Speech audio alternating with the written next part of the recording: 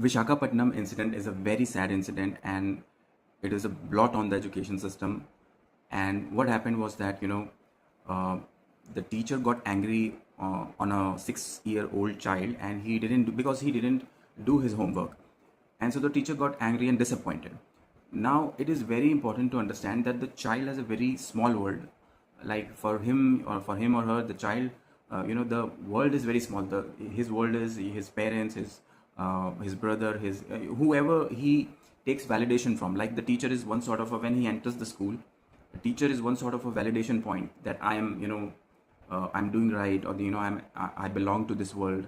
So this psychology has to be understood. That the the worldview of the child is very small, and they are not like us, who would release their stress by watching comedy shows, and they don't have much sources. Their perspective is very limited, and they rely on them a lot.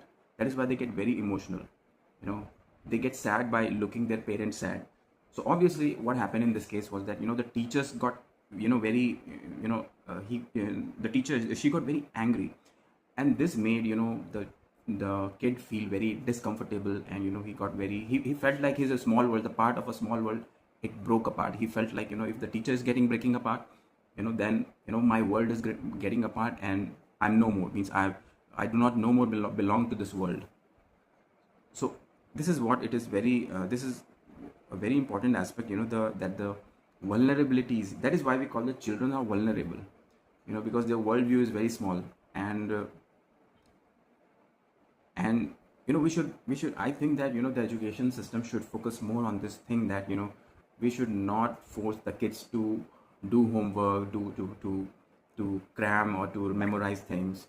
Rather they should be engaged in community things. Like if you ask a kid to wash, to clean the table, or to arrange the chalk box, or to walk properly in a line, they would do it happily, because they would feel a sense of belongingness, that we are all equal.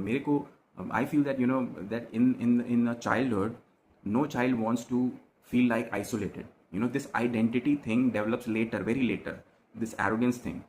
In childhood, everyone wants to be treated equally. If you disbalance this thing, they would notice it. They would they would feel that there's something wrong in his small world. So that's what happened in this case, I feel. And that I'm reminded of the education system of Japan.